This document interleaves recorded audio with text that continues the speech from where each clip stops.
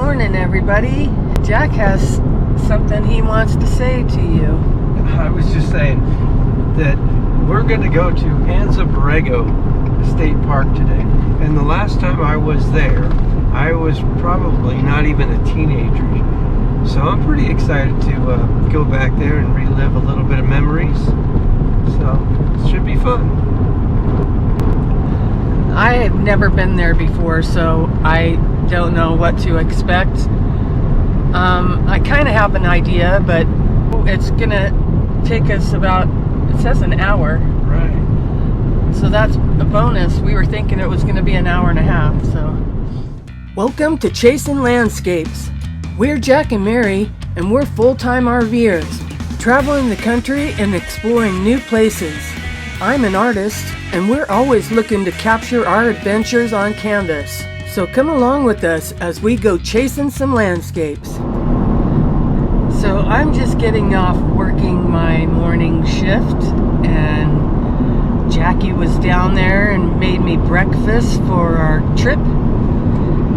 And we're going to be taking a different route than we've done before. We're actually going by the Salton Sea, and so that should be really interesting. I'm looking forward to this. And the most important thing is it's our anniversary today. Yay, happy anniversary, baby. Happy anniversary. So maybe we'll go find something yummy to eat for dinner tonight. That would be nice. And so we're on our way to Anza Borrego Desert State Park. Yes. That should be really cool. I can't wait. Here's some interesting things to know about Anza Borrego Desert State Park. It's the largest state park in California and the third largest in the United States. It's named after the Spanish explorer Juan Bautista de Anza and the Spanish word for borrego, which means bighorn sheep. The park has more than 100 miles of hiking and horse trails, and some of those really cool hikes you can do include a hike to Fonts Point, where you can get a spectacular view of the Borrego Badlands, or weaving your way through a narrow passage of something called the Slot. You can also check out the Goat Canyon Trestle Bridge, which is the world's largest wooden trestle bridge. You can camp just about anywhere in Anza Borrego State Park, just as long as you're camping in one of their designated camping areas and you're not disturbing the natural features. Plus, there's large stretches of BLM land that are south and east of Anza Borrego where you can bring your off-road vehicles. And don't forget about the wildflowers. Where are we? We're at Anza Borrego Desert State Park, and the last time I was here was probably over 50 years ago. Wow. That's just wild for me to even say, contemplate. Let's go take a look at the bridge overlook. All right. We're actually at the visitor center right now. There's a few little hikes that you can go on right here. From here, view to the east. Rabbit Park, Coyote Mountain, Villager Peak, Borrego Springs, Fonts Point, Borrego Badlands, and Borrego Sink. Fonts Point is up there. Borrego Badlands is over there. Borrego Springs is down there. Villager Peak is, I think, way up there. Wait, yeah. Rabbit Peak, I think, is over there. And Coyote Mountain is in front of it. Look at how pretty this is, though.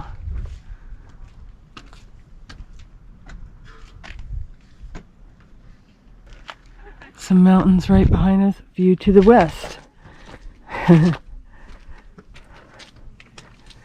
San Ysidro Mountains Borrego Palm Canyon. You can't see it really, I don't think, with this tree in the way here. Indian Head, and that's Indian Head over there. Hellhole Canyon. And then the view to the north. Toro Peak.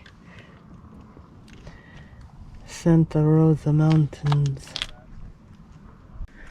That's pretty cool. It's a beautiful day out here.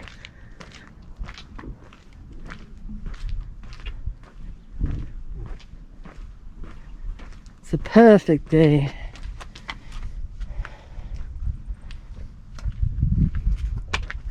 Is this, where is the actual visitor center? Is it? It's down the road. We're gonna go that way. Oh, what's underneath of here? Maybe that's, I don't know, but I know that it's a different path, and that's probably it. All right, let's go check down there. It's amazing how plants and animals thrive out here.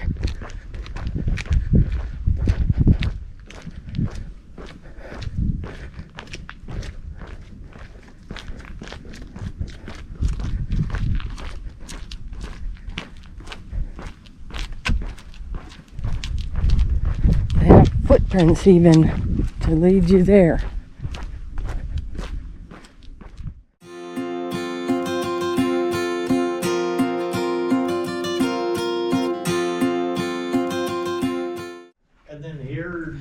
Juan Bautista de Anza. Yeah, we've got some trails around here. Godwin bird. What if I find a fossil? Grown, but a little slightly. Godwin bird. How much is the camp right here? Godwin bird. Wow, look at that.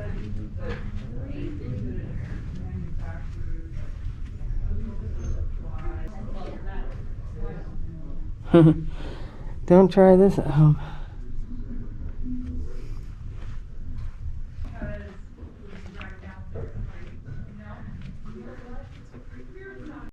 I think they had one of those Cooper hawks at the museum in Cody, Wyoming. There's a roadrunner too. Yeah. A Chuckwalla. To be here. 15 minutes.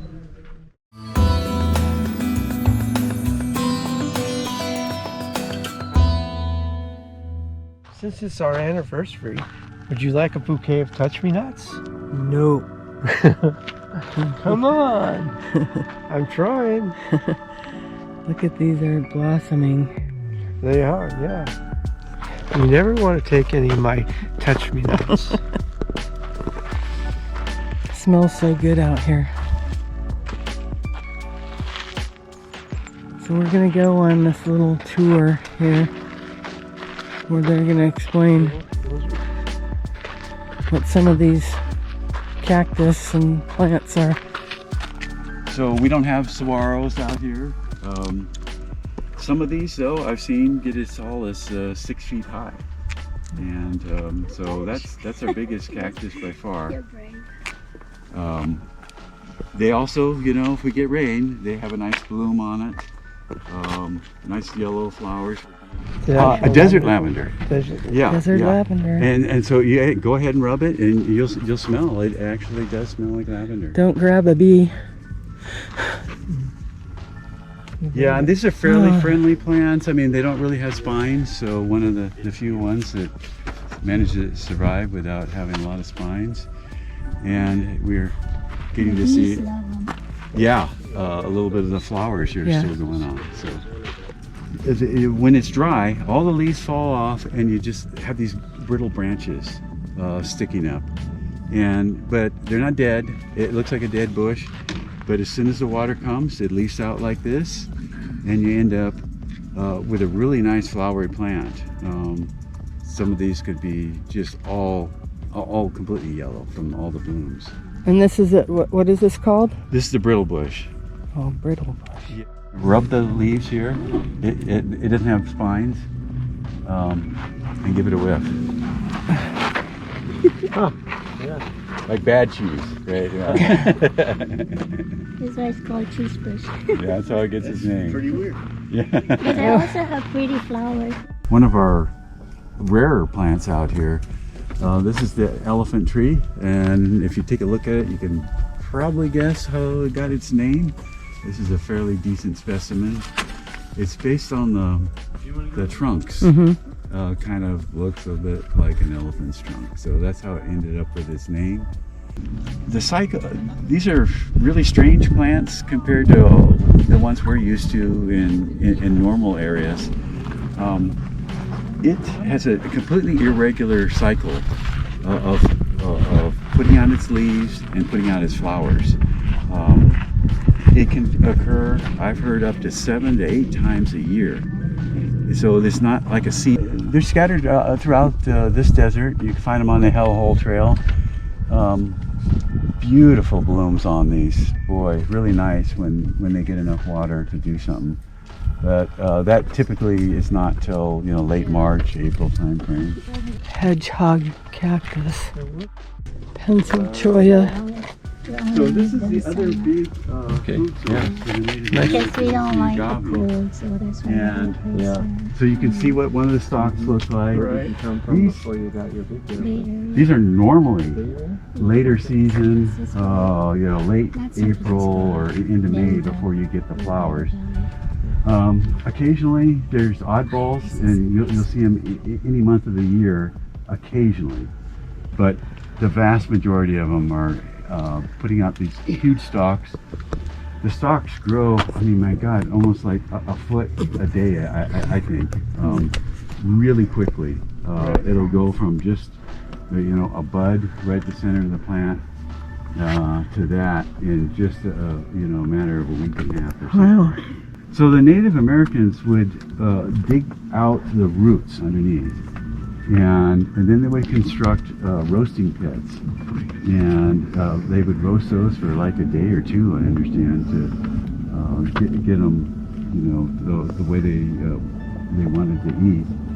And that was also a big driver on their migrations. Apparently, there's areas where these are in big patches, and so they would plan their travels to hit the right time of the year when those roots were really going good.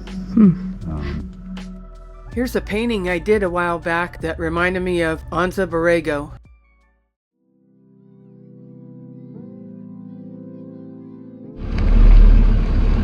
I think that's a Cooper's hawk, maybe.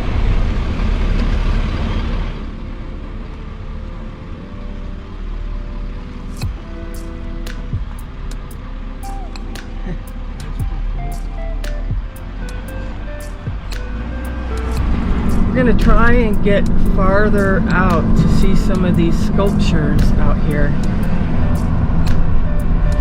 But it takes a long dirt road to get there.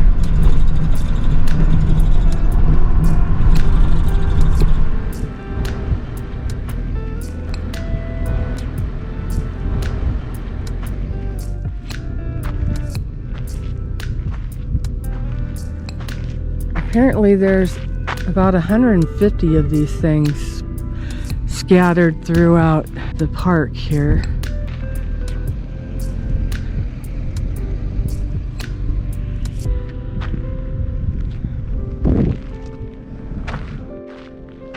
Another dinosaur. That's freaking awesome.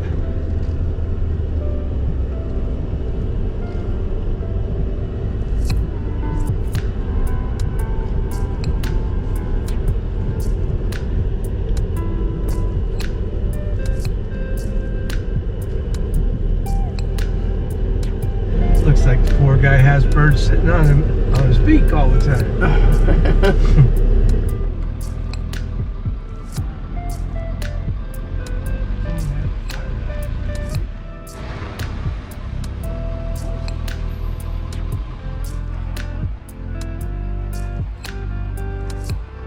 Wow, what is that?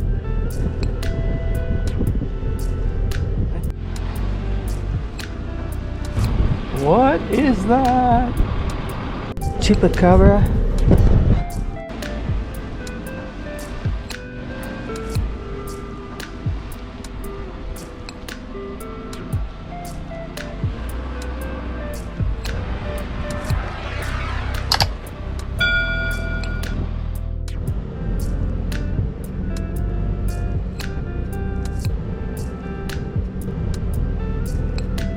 What are these beasts?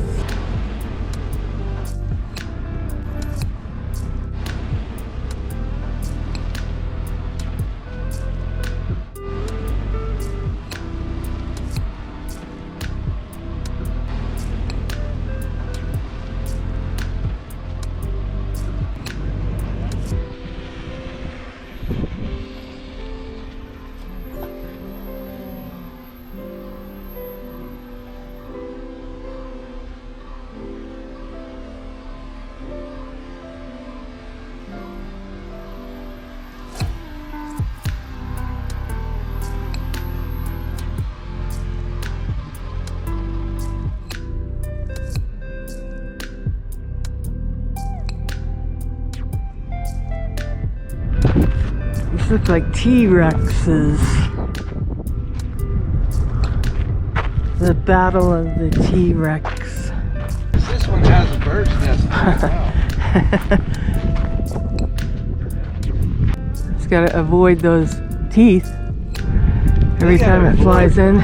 They gotta avoid freaking plants. Oh yeah, it's got a bird's nest in there.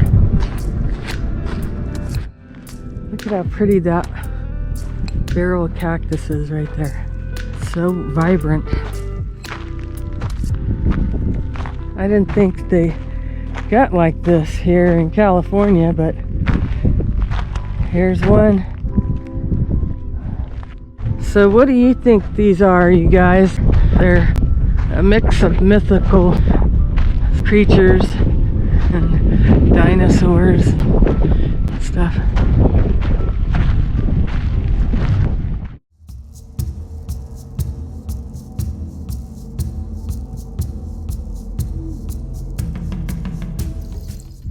Hey guys, I'm going to attempt to do the slot, but I'm coming at it from the bottom portion of it, and we're parked right up there. See where all those cars are? You're supposed to hike up the mountainside, and then it goes down into all of this, which is the slot. But I'm gonna go up here.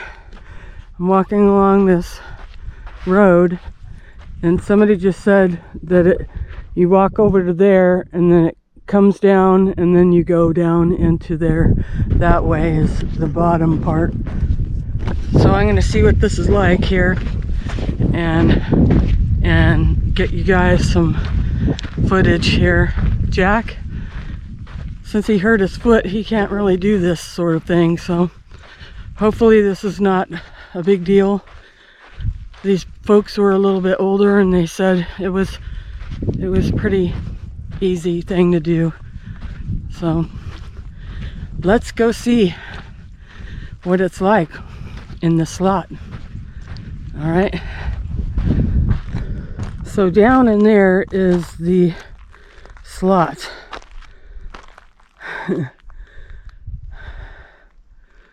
And apparently you gotta walk all the way down there if you're going this way, all up into there, and then all the way back up to that parking area up there.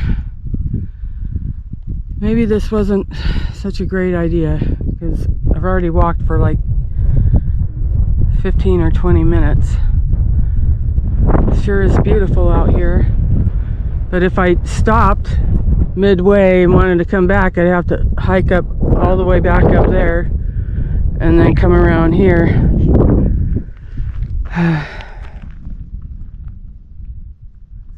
I'm thinking this is not a good idea by myself. Let's go back.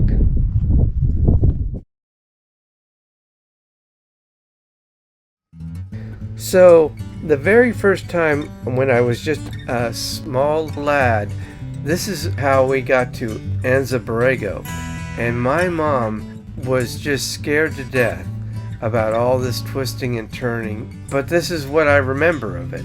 It's pretty crazy.